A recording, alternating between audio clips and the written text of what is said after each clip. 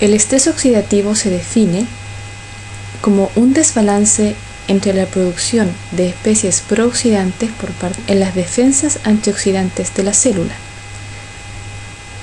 Ambos eventos en su conjunto, es decir, un desbalance entre la producción de prooxidantes y las defensas antioxidantes, genera lo que se llama estrés oxidativo. Dentro de las especies prooxidantes se encuentran los radicales libres, las especies reactivas derivadas del oxígeno y las especies reactivas derivadas de nitrógeno. El ataque por parte de estas especies prooxidantes a macromoléculas como DNA, lípidos y proteínas genera lo que se llama daño oxidativo. El estrés oxidativo es un fuerte componente de enfermedades crónicas no transmisibles como obesidad, diabetes, trastornos neurodegenerativos, aterogénesis, cáncer, entre otras.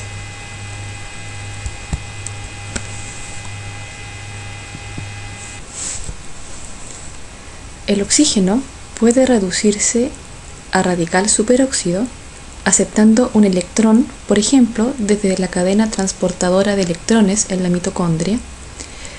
Superóxido puede autodismutar espontáneamente a peróxido de hidrógeno, o bien esta reacción puede ser catalizada, es decir, acelerada por la superóxido dismutasa. Tanto catalasa como glutatión peroxidasa pueden descomponer peróxido de hidrógeno a agua. Esta última, sin embargo, también puede descomponer los lipoperóxidos. Para ello, esta enzima necesita aglutatión, generándose como producto glutatión oxidado. Superóxido y peróxido de hidrógeno, en presencia de metales de transición en su estado reducido, como hierro 2 o cobre, pueden generar radical hidroxilo.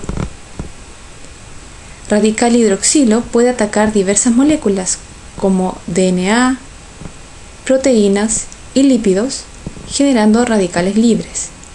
Estos radicales libres pueden oxidarse por efecto de oxígeno, generando peroxirradicales.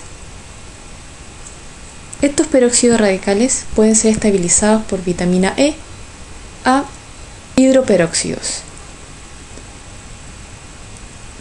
Como se mencionó anteriormente, glutatión peroxidasa puede descomponer estos hidroperóxidos a agua, generando también glutatión oxidado.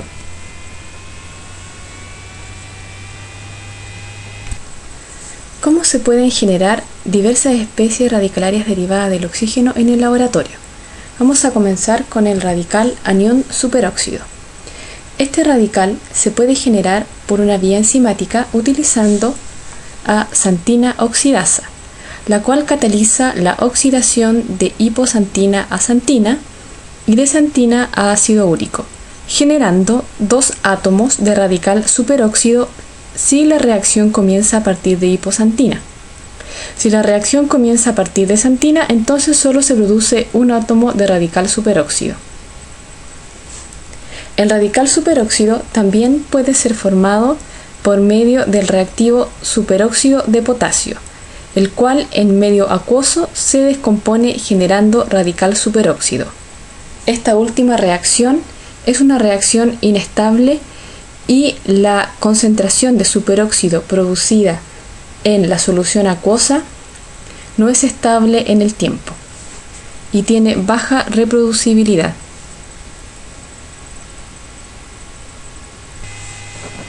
El radical hidroxilo puede ser generado por medio de la reacción de Fenton, que involucra la participación de hierro, peróxido de hidrógeno y ácido ascórbico. Hierro en su estado oxidado, es decir, hierro 3+, en presencia del reductor ácido ascórbico, reduce a hierro 2+, y ácido ascórbico se oxida. Como pueden observar, estos grupos hidroxilos son oxidados a grupos carbonilos. Hierro, en estado reducido, es decir, en su forma redox activa, en presencia de peróxido de hidrógeno, se oxida a hierro 3+, generando anión hidroxilo y el radical libre hidroxilo.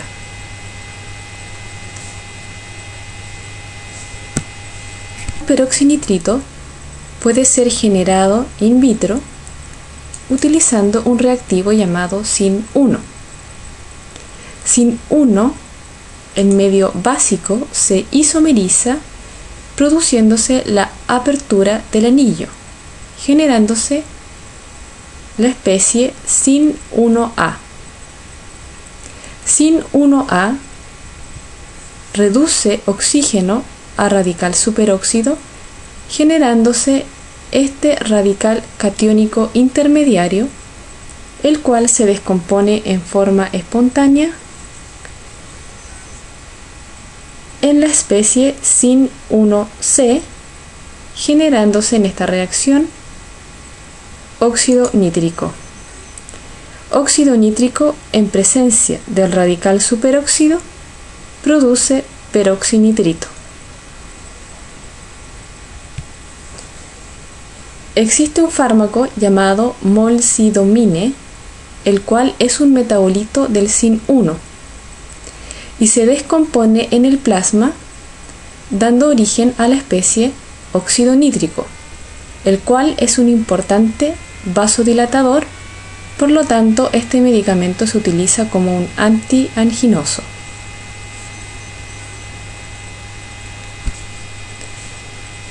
Óxido nítrico es también un radical libre, ya que contiene un electrón desapareado en su orbital más externo. Sin embargo, convencionalmente se escribe sin el punto que caracteriza a los radicales libres. Óxido nítrico puede ser producido por medio de la utilización de moléculas que contienen óxido nítrico en su estructura, las cuales en presencia de la luz o bien de reductores generan óxido nítrico, produciéndose la respectiva oxidación del compuesto original. Dentro de las moléculas que se conocen como dadores de óxido nítrico en medio acuoso se encuentran S-nitroglutatión, S-nitrosocisteína y S-nitroso N-acetilpenicilamina, siendo este último el más utilizado experimentalmente para producir radical óxido nítrico. Como pueden observar, en todas las estructuras, el óxido nítrico se encuentra unido a un átomo de azufre. El medicamento nitroprusiato de sodio cuenta con una estructura que contiene óxido nítrico, el cual se libera en medio acuoso, es decir, en el plasma. Es por ello que es utilizado como vasodilatador. Peroxirradical puede ser generado tanto en medio acuoso como en medio lipídico. En ambos casos, los reactivos AAPH o AMPN, por efecto del calor y en presencia de oxígeno, se descompone y se oxida a la vez, generando alquil peroxil radical. Esencialmente, la reacción contempla el efecto de la temperatura para producir el rompimiento del enlace entre los nitrógenos, liberando dos estructuras radicalarias intermediarias que en presencia de oxígeno se oxidan, generando peroxil radical. A continuación, estudiaremos diversos métodos para detectar ROS. La resonancia paramagnética de electrones, EPR o ESR, permite detectar la presencia de radicales libres por medio de la utilización de atrapadores de radicales. llamados spin trapping. El más utilizado en esta técnica es el DMPO, el cual atrapa o interacciona con el radical superóxido generando otro radical. Este radical puede ser detectado por EPR dando una señal característica.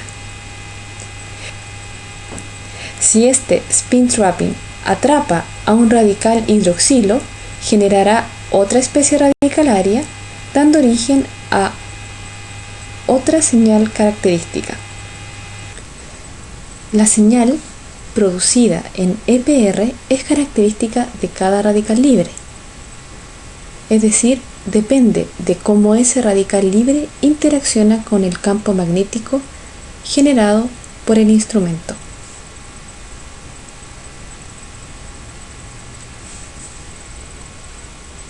El radical superóxido puede ser detectado por medio de lucigenina, dihidroetidium y mito-SOX.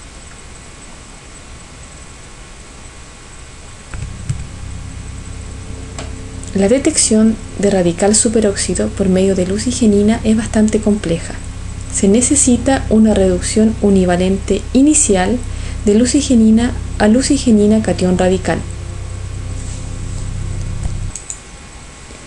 Lucigenina catión radical en presencia de radical superóxido da origen a lucigenina dioxetano.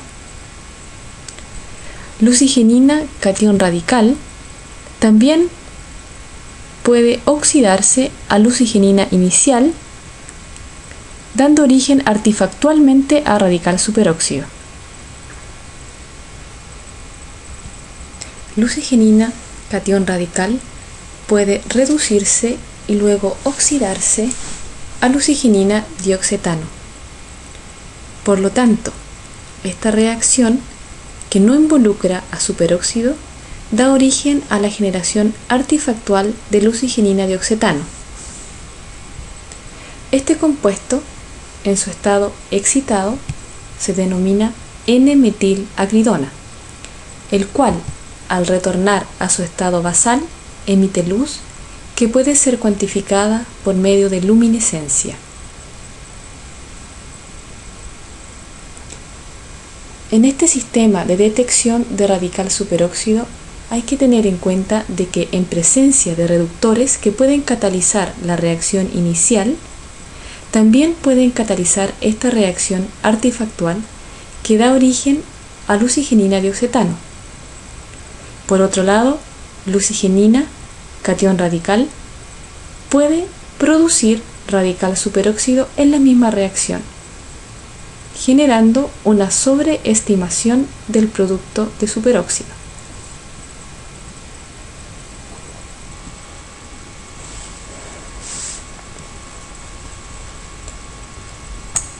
El radical superóxido también puede ser detectado por medio de la oxidación del dihidroetidium al compuesto fluorescente 2-hidroxietidium.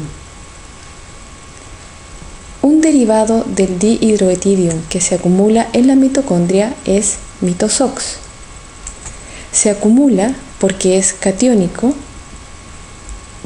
es decir, tiene una carga positiva en su estructura y además es lipofílico, con lo cual le permite atravesar fácilmente membranas.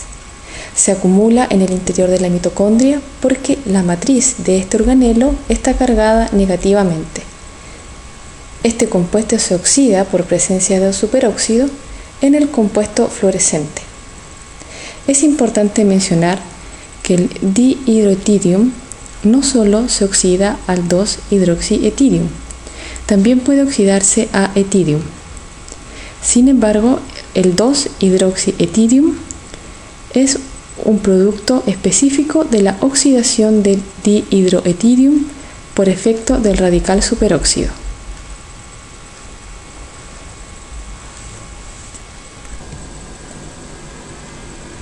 El radical hidroxilo puede ser detectado por medio de la oxidación de la deoxirribosa, que se transforma en una especie reactiva del ácido tiobarbitúrico. El radical hidroxilo oxida a la deoxirribosa produciendo un radical libre, el cual se oxida produciendo un peroxirradical. Este peroxirradical se descompone en malondialdehído por efecto del calor y que puede reaccionar con el ácido tiobarbitúrico formando el aducto fluorescente TBA-MDA, ácido tiobarbitúrico con malondialdehído. A mayor fluorescencia detectada, mayor es la formación de este aducto. Por lo tanto, mayor fue la oxidación de la deoxirribosa por efecto del radical hidroxilo.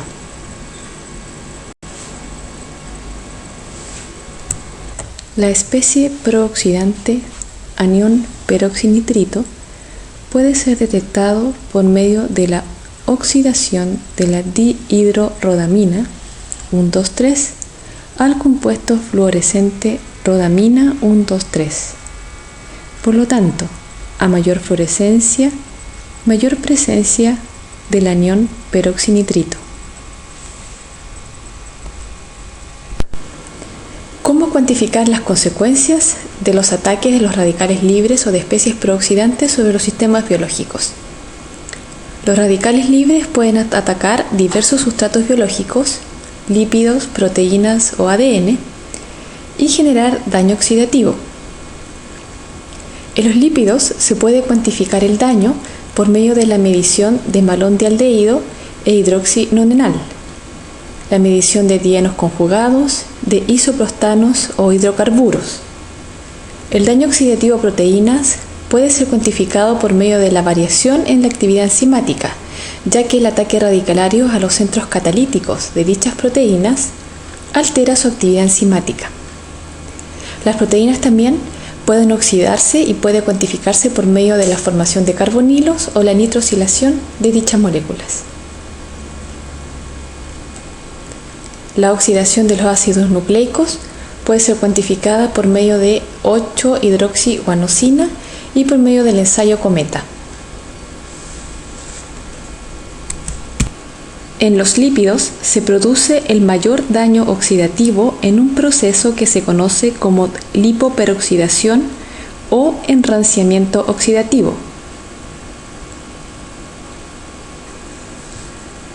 La lipoperoxidación es un proceso continuo y fisiológico que en condiciones normales actúa como un renovador de membranas biológicas, pero su excesiva activación está relacionada con la patogénesis de numerosas enfermedades.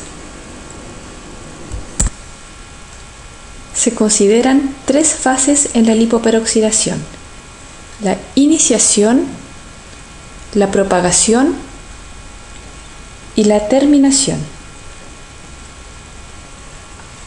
La iniciación se produce cuando un radical libre abstrae un átomo de hidrógeno del doble enlace de un grupo metileno, generando un radical lipídico. El radical libre que puede llevar a cabo esta reacción, la de abstraer un hidrógeno del grupo metileno, es el radical hidroxilo, ya que, por ejemplo, el radical superóxido tiene una reactividad insuficiente, es decir, su potencial electroquímico no le permite remover al átomo de hidrógeno del grupo metileno.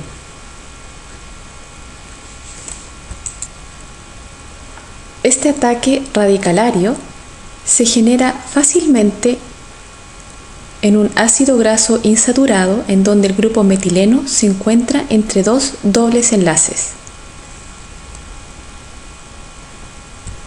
La peroxidación puede ser inhibida, por ejemplo, por tocoferoles y manitol. La presencia de un doble enlace en el ácido graso insaturado debilita la unión del carbono con el hidrógeno adyacente al doble enlace, lo cual hace muy fácil remover el hidrógeno unido al carbono por parte de un radical libre. En la propagación, el radical lipídico tiende a estabilizarse por reordenación molecular formando un dieno conjugado. Este puede sufrir reacciones posteriores, pero en condiciones aeróbicas reacciona con el oxígeno formando radicales lipoperóxidos. El peroxilo puede sustraer un átomo de hidrógeno de otra molécula vecina, la cual puede ser otro ácido graso poliinsaturado, formándose así un hidroperóxido y un nuevo radical lipídico. Los radicales peroxilos pueden también reaccionar con residuos de aminoácidos de proteínas, dañando la función de enzimas y receptores de membrana, o también pueden oxidar el colesterol de las membranas celulares. El grado de propagación de la cadena depende de varios factores, entre ellos la concentración de oxígeno, la composición de los ácidos grasos, si son insaturados o no, y la relación de lípidos y proteínas junto con la presencia de antioxidantes. En la etapa de terminación, este lipoperóxido no reacciona con otro lípido o proteína, sino que, por ejemplo, reacciona con un antioxidante.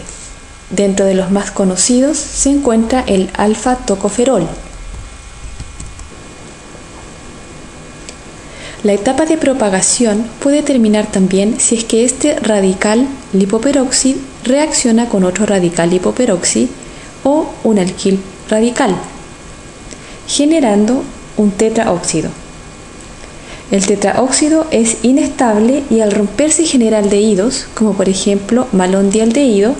El radical lipoperóxido puede reorganizarse molecularmente formando un peróxido cíclico radical, en donde el radical se centra en un átomo de carbono en vez de un átomo de oxígeno, una especie oxidante, pero ya no es radicalaria. Esta especie es altamente inestable, con lo que se forma fácilmente el malondialdehído.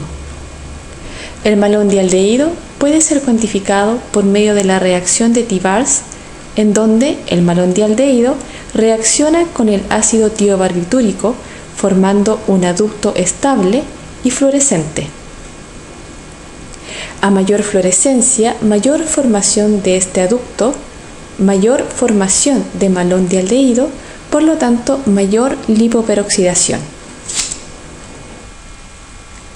El ácido araquidónico es un importante componente de la membrana celular. La lipoperoxidación del ácido araquidónico da origen a los isoprostanos. Por lo tanto, los isoprostanos son los productos de oxidación lipídica del ácido araquidónico independiente de la actividad de la ciclooxigenasa. Dentro de las aproximaciones para medir la producción endógena de los isoprostanos en humanos, incluye la medición de los F2 isoprostanos en su forma libre y no metabolizada en fluidos biológicos como el plasma y la orina. También se puede cuantificar los F2 isoprostanos esterificados en diversas biopsias y también en diversas lipoproteínas del plasma. Dentro de los metabolitos de F2 isoprostanos cuantificables en la orina se encuentran los de la serie 15. Dentro de las metodologías para cuantificar los isoprostanos se encuentra la cromatografía de gases acoplada a un detector masa. Sin embargo, en la actualidad existen diversos kits de ELISA para su cuantificación.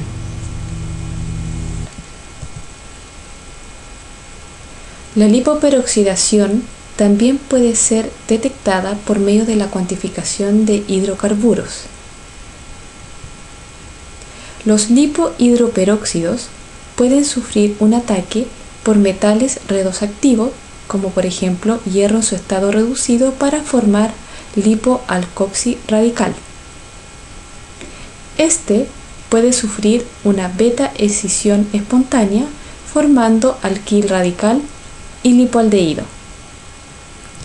El alquil radical se descompone en etano y pentano, que están en estado gaseoso y pueden ser cuantificados por medio de cromatografía de gases, por ejemplo en el aire exhalado.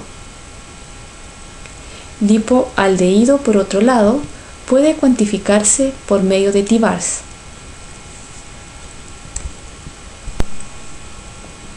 A continuación estudiaremos cómo determinar la oxidación de proteínas. La carbonilación, por ejemplo, de histidina puede ser cuantificada por medio de la formación de la 2-oxohistidina, que reacciona con este compuesto que puede ser adquirido comercialmente, la dinitrofenilhidracina, para formar este compuesto que es la dinitrofenilhidrazona, imín derivado, que absorbe a una longitud de onda de 370 nanómetros. Por lo tanto, a mayor cuantificación a esta longitud de onda, mayor carbonilación de las proteínas. La carbonilación de proteínas, en este ejemplo histidina, se refiere a la adición de un grupo carbonilo en su estructura. Este grupo carbonilo de cualquier origen proteico puede reaccionar con el grupo amino de la DNPH para formar un imín derivado. Este imín derivado contiene un grupo cromóforo que absorbe a esta longitud de onda.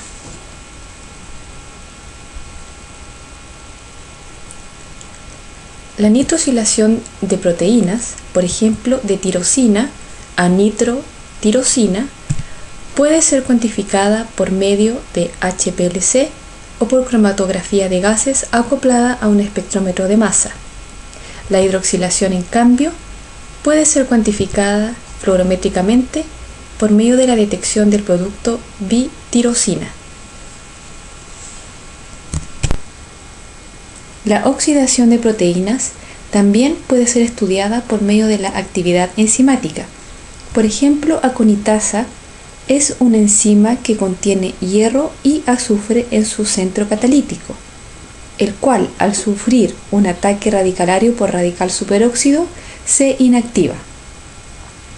La actividad de la aconitasa puede ser detectada espectrofotométricamente al cuantificar su producto aconitato a partir de los sustratos citrato e isocitrato. A continuación estudiaremos cómo cuantificar el ataque oxidativo a ácidos nucleicos. El ataque radicalario de guanina por radical hidroxilo forma 8-hidroxiguanina, el cual, dependiendo del origen, si es DNA o RNA, se forman distintos productos que pueden ser cuantificados por HPLC y actualmente existen kits de ELISA para su determinación. Ensayo cometa. El ensayo cometa consiste en una electroforesis en gel de células individuales en un medio alcalino, el cual está basado en una rápida migración de los fragmentos rotos del ADN durante la electroforesis. El ADN se colorea con el bromuro de tidio y se estima el daño mediante la visualización de la fluorescencia del DNA que migra. Acá se observa una figura en donde se cuantifica esta migración de los fragmentos rotos del ADN y simula una figura de un cometa. Cuando hay daño oxidativo al DNA, las enzimas de reparación cortan en donde las bases están modificadas por el ataque radicalario, produciendo aún más fragmentos rotos. Por ejemplo, las endonucleasas 3 cortan donde están las pirimidinas oxidadas, mientras que la formamidopyrimidinglucosidasa corta donde están las purinas oxidadas.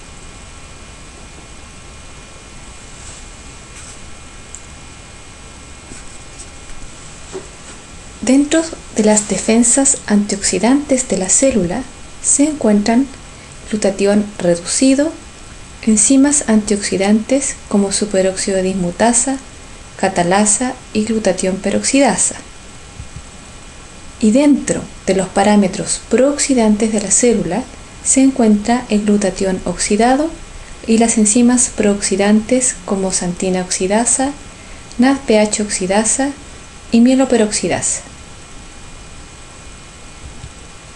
El glutatión, en su estado reducido y oxidado, puede ser cuantificado por medio del reactivo oftaldehído OPT, que reacciona a pH 8 con la especie reducida y a pH 12 con la especie oxidada.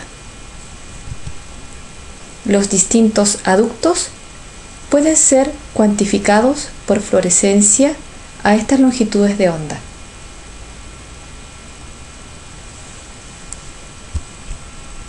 Este ensayo puede realizarse de dos maneras. Una es someter a una alícuota de la muestra a pH 8 para cuantificar el glutatión reducido y otra alícuota de la muestra a pH 12 en donde todo el glutatión es oxidado. Por lo tanto, al descontar la alícuota a pH 8 de la alícuota a pH 12, se obtiene la cantidad de glutatión oxidado. Otra forma es someter una alícuota de la muestra a pH 8 para cuantificar glutatión reducido y otra alícuota de la muestra tratarla previamente con N-etilmaleimida que protege los grupos reducidos de glutatión para que no sean oxidados a pH 12 cuando se quiere cuantificar glutatión en su estado oxidado.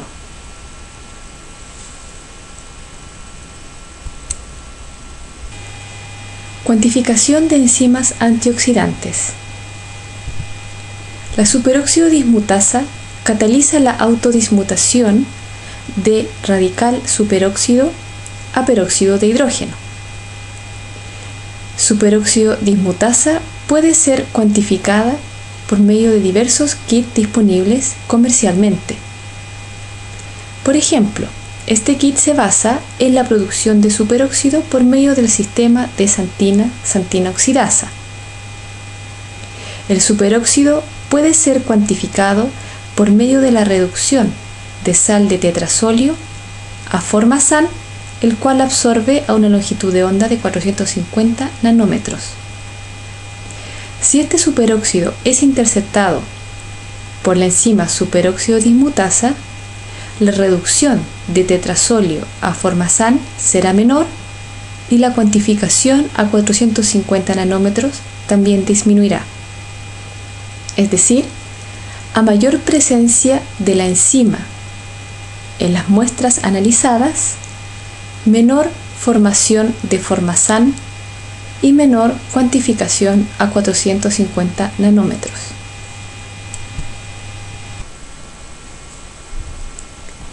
Catalasa es una enzima antioxidante que descompone la especie prooxidante peróxido de hidrógeno a agua y oxígeno.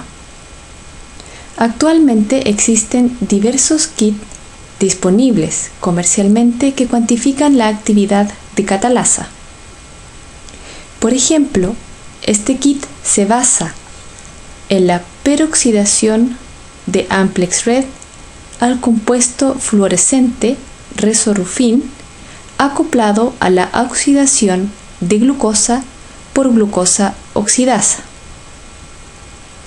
Por lo tanto, a mayor actividad catalasa de la muestra, menor fluorescencia debido a una menor peroxidación de Amplex Red al compuesto resorrufin.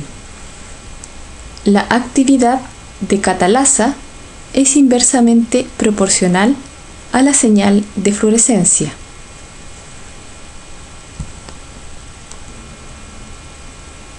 Glutatión peroxidasa es otra enzima que cataliza la descomposición de peróxido de hidrógeno a agua y oxígeno. Esta enzima, a diferencia de catalasa, necesita de glutatión en su estado reducido, que le otorga los electrones necesarios para catalizar la descomposición del peróxido de hidrógeno, formando además glutatión en su estado oxidado. Otra diferencia con catalasa es que glutatión peroxidasa puede además descomponer lipoperóxidos. La actividad de glutatión peroxidasa puede cuantificarse al ser acoplada a la reacción de la glutatión reductasa, la cual cataliza la reducción de glutatión acoplada a la oxidación del cofactor NADPH a NADP. NADPH absorbe a una longitud de 340 nanómetros. Por lo tanto, a mayor reducción de glutatión, menor va a ser la cuantificación a 340 nanómetros.